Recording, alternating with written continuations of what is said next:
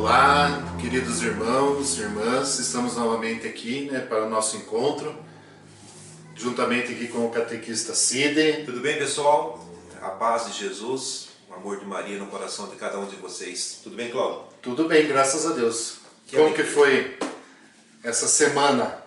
Semana, como diz um padre meu, muito amigo, Padre Marcelo, nos ensinou que sempre que nos perguntarem como você está, a gente tem que aprender e responder: com Jesus, cada vez melhor. Como foi a tua semana? Ah, não foi tão boa? Responda: com Jesus, cada vez melhor. Muito bem. E continuando com os nossos encontros de catequese, nós falávamos a respeito das alianças que Deus fez com o povo. E hoje, nós concluímos esse tema das alianças. E essa conclusão ela vai se dar primeiramente com o profeta João Batista, com João Batista, que ele é o profeta da nova aliança. Ele que foi o profeta que preparou o caminho para a chegada de Jesus. João Batista é aquele que ele é filho da prima de Maria, Maria que é a mãe de Deus, a mãe de Jesus. Nós vamos falar bastante hoje de Maria, mas dando início, falando de João Batista, ele era filho de Isabel, prima de Maria. Foi aquele que estremeceu no ventre de sua mãe quando Maria foi visitar Isabel. Ele, então, ele é primo de Jesus. Ele é primo de Jesus. E ele foi preparando o caminho. O caminho para a chegada do Messias. Por muito tempo ele ficou no deserto. E quando ele percebeu que era chegada a hora de Jesus começar a sua missão, sua principal missão na terra. Jesus já tinha nascido, já vivia com sua mãe, com seu pai adotivo José, mas ele ainda não estava diretamente fazendo a missão que ele veio, para a qual ele veio. E João Batista, preparando esse caminho, ele começou a reunir um povo, esse povo chamado messiânico. O que quer dizer isso? Era um povo disposto à conversão. Era um povo que não era puro, igual as outras comunidades escolhiam, outros chamavam as pessoas mais puras para seguir esse caminho. E João Batista não. João Batista ele veio e começou a chamar essas pessoas não puras, aquelas pessoas pecadoras, igual a mim, igual a você, mas pessoas dispostas a mudar de vida. Essas pessoas que João Batista chamou. E ele as batizava, inclusive Jesus. Jesus também fazia parte desse povo, e também foi batizado por João Batista. E um detalhe, Cláudio? Jesus quis se fazer um junto com os demais também. Ele não pediu nenhum privilégio a mais por ser filho do próprio Deus. Aquela multidão que estava ali, como o Cláudio bem falou, pecadores, pessoas dispostas a uma conversão, Jesus já estava ali no meio daquelas pessoas, Jesus, para se dizer assim, eu vim para ficar junto daqueles que também têm os seus erros e buscam se converterem, aqueles que procuram mudar. E tem uma coisa também de João Batista, pense o privilégio de João Batista em batizar o próprio Jesus. Não era uma pessoa qualquer. Não era uma pessoa qualquer. Batizar o Filho de Jesus e ainda apontar, eis o Cordeiro de Deus que é o que a gente nas missas vê também, o celebrante, quando ergue a hóstia, a Eucaristia, ele fala as mesmas palavras. Eis o Cordeiro de Deus, eis aquele que tira o pecado do mundo. Não é isso, Cláudio? Sim. Mas voltando um pouquinho, né? Antes ainda de João Batista, nós temos uma figura muito importante, né? Que é Maria. Maria, ela foi escolhida para ser a mãe de Jesus. Ela, assim como lá no início na criação, né, quando Deus criou o homem e a mulher, ele escolheu Eva, né, e a colocou no paraíso com tudo, né, deu a ela e a Adão de presente um local, né, um mundo perfeito, um local perfeito, onde não existia dor, não existia fome, não existia pandemias, né?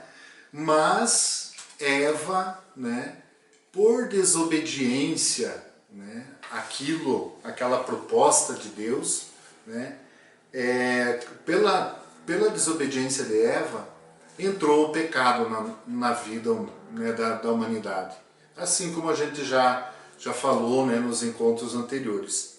Mas também por causa de uma outra mulher, e não é qualquer mulher, né, Maria, que também foi escolhida desde muito tempo, antes, né, o profeta Isaías, no livro de Isaías, lá no capítulo 7, vai falar, né, que uma virgem conceberá e dará à luz um filho, e colocar o nome de Emanuel, de Deus conosco. Então, como já foi visto no encontro passado, Isaías viveu em torno de 700 anos antes de Cristo. Então ele já profetizava isso, né, que uma virgem seria mãe do nosso Salvador. E essa virgem é Maria. Né?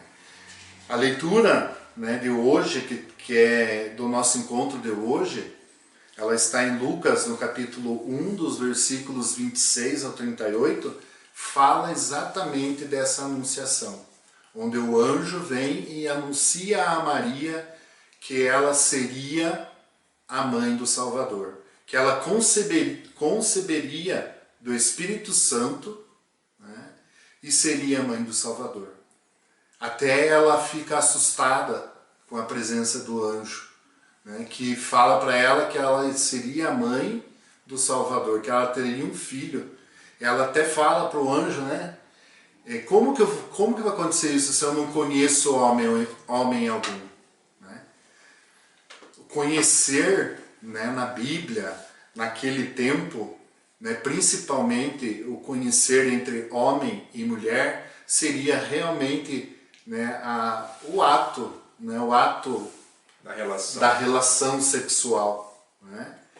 Nós conhecemos muitas pessoas, né? Eu falo assim, eu conheço o Cid, eu conheço alguns de vocês, catequistas, catequizandos, né? Conheço, né? Mas não nesse sentido do que fala a palavra quando Maria falava que não conhecia homem algum. Ela conhecia José, né? Ela estava noiva de José. Né? Ela estava noiva de José. E o anjo vem e fala para ela que ela vai ser a mãe de Jesus, a mãe do Salvador.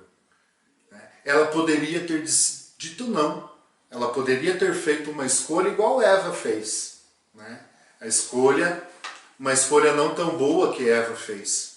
Né? Por isso entrou o pecado na nossa vida. Mas não. O que ela fez? Ela renunciou. Né? Ela renunciou toda um projeto de vida, né? Como eu já disse, ela estava noiva de José, ela renunciou isso para fazer a vontade de Deus. E falou, faça-se, né? Fiat, faça-se, né, a sua vontade, Senhor, na minha vida. Então, com o seu sim, foi possível mudar a história da salvação. Né? Entrou de novo a possibilidade de nós sermos salvos.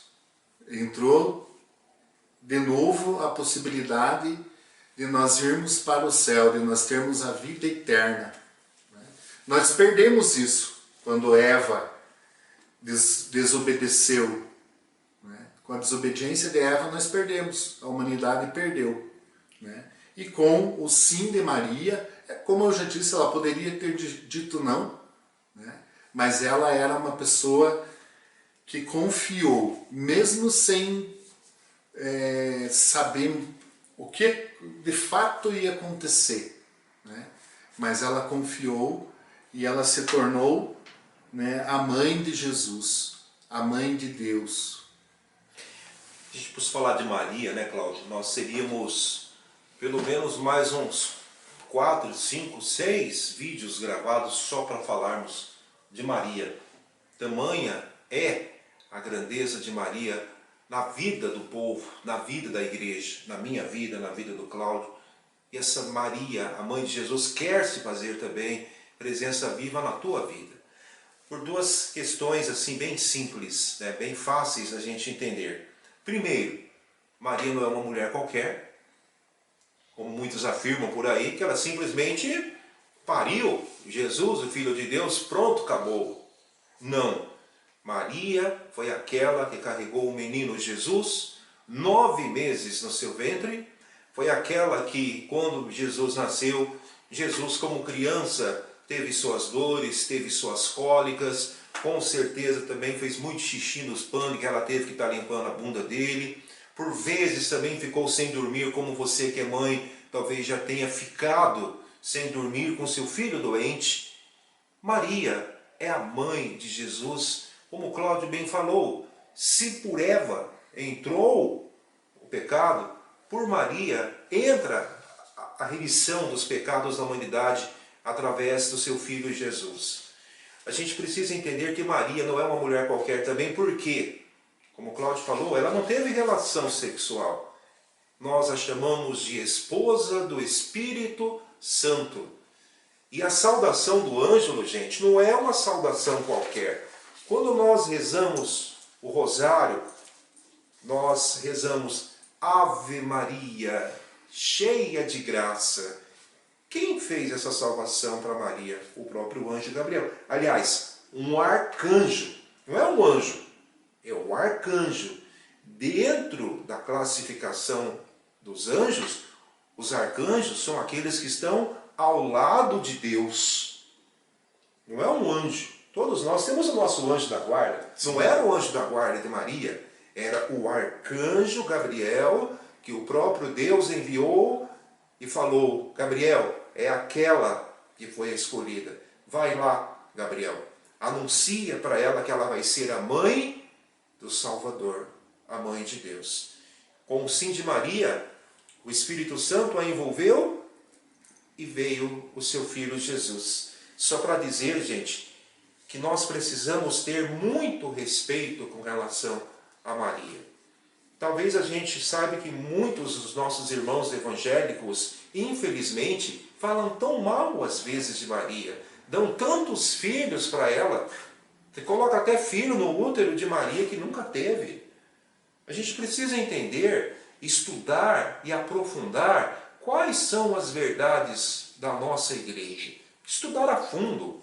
Depois vocês pesquisem se o Cid está inventando ou não, mas Martinho Lutero era um dos que mais respeitavam a figura de Maria. Martinho Lutero foi aquele que fundou o protestantismo. Só que com o passar do tempo isso foi, infelizmente, mudando e as pessoas acabaram invertendo o papel de Maria. Mas precisamos resgatar essa verdade na nossa vida. Só existe um caminho, que é Jesus. E quem nos mostra esse caminho é Maria. Sim. E interessante, né? O catecismo da Igreja Católica, ele em vários pontos ele fala sobre Maria. E em um ponto que eu estava pesquisando ali, ele fala, o catecismo traz, né, sobre a veneração que nós devemos ter com Maria, diferente da adoração. Né? Muitos falam que nós católicos adoramos os santos, adoramos as imagens. Não, isso não é uma verdade. Nós sim veneramos, né? Veneramos os santos, pessoas igual a mim e a você, né? Que tiveram uma vida reta, uma vida, tiveram suas lutas, mas venceram, seguiram a vontade de Deus, né? Nós veneramos Maria, né, como mãe do nosso Salvador. Ela merece um local especial na nossa vida, né? Merece a nossa veneração, mas não a nossa adoração. O único, né, com direito da adoração é Jesus, é o próprio Deus, né, através do Pai, do Filho e do Espírito Santo. A Trindade. A Trindade, sim, nós adoramos. Maria, não. Maria nós veneramos, nós admiramos, nós seguimos o seu ensinamento também, né? Porque Maria, a obediência de Maria nos ensina muito. O silêncio, muitas vezes, de Maria ensina muito. Maria, ela esteve presente nos principais momentos de Jesus, da vida de Jesus. O seu nascimento, né, claro, a sua infância, né, quando ela foi e apresentou o menino no templo, né, durante toda a vida. Como o Cid falou, ela foi uma mãe, assim como cada mãe é para o seu filho, só com uma diferença. Ela era a mãe do Salvador. Né? Imagine o privilégio de ser a mãe do Salvador. Dentre todas as mulheres da humanidade, sim, ela ser escolhida. Dentre tantas, ela foi escolhida para essa missão. Assim como eu e você somos escolhidos por uma missão. Né? Você já tomou ciência daquilo que é a sua missão? Você tem ideia daquilo que possa ser a tua missão? Né? Uma das minhas missões, e a do Cid também, é de ser catequista. Né? Nós somos escolhidos também. Né? Não foi por vontade nossa. Né? Assim como não foi por vontade de Maria ser a mãe do Salvador, ela foi escolhida. Ela foi escolhida por Deus. Né? Assim como nós fomos escolhidos. Ela abraçou a missão. Ela abraçou a missão. Literalmente. Né? Sim, ela abraçou a missão. O sim dela, né, gerou Jesus, que gerou a salvação. Até antes, um pouquinho, eu estava comentando, será que Maria poderia ter dito não? Ela teve uma escolha. E se ela dissesse não, o que poderia ser hoje? Será que existiria uma outra Maria? Será que existiria uma outra mãe de Jesus? Eu acredito que não, porque ela era a escolhida. Ela poderia ter mudado, a história poderia ser outra. A história poderia ser outra. Ela poderia ter dito não, mas como já foi falado, ela renunciou ao projeto dela para seguir o projeto de Deus. Né? Um projeto maravilhoso, esse projeto de salvação. Né? Sabe uma coisa, Cláudio, que me chama a atenção também, meus queridos catequizandos? Maria, quando da criação também da infância, adolescência, como todo adolescente, talvez você tenha algum filho adolescente, sobrinho, talvez vá lembrar um pouquinho da sua adolescência também. Muitas vezes o pai e a mãe, né, assim como Cláudia, Isabel, eu e a minha esposa, precisamos silenciar o nosso coração também e rezar a respeito dos nossos filhos. Agora eu fico só imaginando, nenhum casal em toda a humanidade teve o privilégio de entrarem no leito do seu quarto, se ajoelharem, estou falando de Maria e de José, pai adotivo de Jesus, e ali rezarem, Senhor Deus, vamos conversar um pouquinho sobre o nosso filho. Pense nesse privilégio. Vamos conversar sobre o nosso filho, Deus. É algo assim que não é uma coisa qualquer. E uma outra coisa que eu queria que vocês refletissem. Jesus, quando morreu na cruz, ele doou até a sua última gota de sangue, onde foi jorrado depois água. Faça uma reflexão. Qual era o sangue que corria nas veias de Jesus? Ele era filho de Deus, mas era Deus que se fez homem. Sendo homem, ele tinha sangue, ele se machucou muito durante também o seu calvário. Aquele sangue que corria de Jesus, de quem que era? Por quê? Toda mulher que engravida, a alimentação da criança é pela placenta. É ali que vai toda a alimentação da criança. Maria não conheceu o homem. Ela foi gerada, envolvida pelo Espírito Santo. O único sangue nas veias, que corria nas veias de Jesus, é o sangue de Maria. Por isso que o sangue de Jesus ele tem o poder também de cura. E a intercessão de Maria é forte, porque os dois têm uma ligação muito, muito forte. Talvez vocês tenham assistido na Semana Santa o filme do Mel Gibson, da Paixão. Quem não assistiu, assista. Ali, de forma explícita, mostra o que era o carinho e a relação entre Jesus e entre Maria. Sim. Cláudio, agora que nós já falamos um pouquinho sobre Maria, esqueci só de um detalhe. Maria, você deve pensar assim, nossa, mas Maria de tantos títulos? Também. Também. Tantos títulos. Hoje nós citar algumas. Nossa Senhora Aparecida, Nossa Senhora de Guadalupe, Nossa Senhora do Perpétuo Socorro, Nossa Senhora de Lourdes, Nossa Senhora de Fátima. Mas Cid, Cláudio, por quê? É tudo a mesma? Me responda, Cláudio. É tudo a mesma? Sim, todas a mesma. Todas são a mesma Maria. Todas são a mesma Maria. Porque o que muda é a realidade e a época em que Maria se manifestou por meio daquele povo, daquela comunidade. Nossa Senhora de Guadalupe, por exemplo, não é? Senhora da América Latina, apareceu para um índio no México. Nossa Senhora Aparecida apareceu para um pescador aqui no Brasil, em Aparecida. Então, cada aparição de nossa, na época da escravidão, por sinal, aqui também no Brasil, por isso que ela é de cor negra, Nossa Senhora de Guadalupe tem um formato, o rosto indígena. E quantas Marias e quantos rostos para dizer, eu se faço presente na vida de todos os povos, não apenas de alguns. Não é? É muito bonito isso. Muito bonito.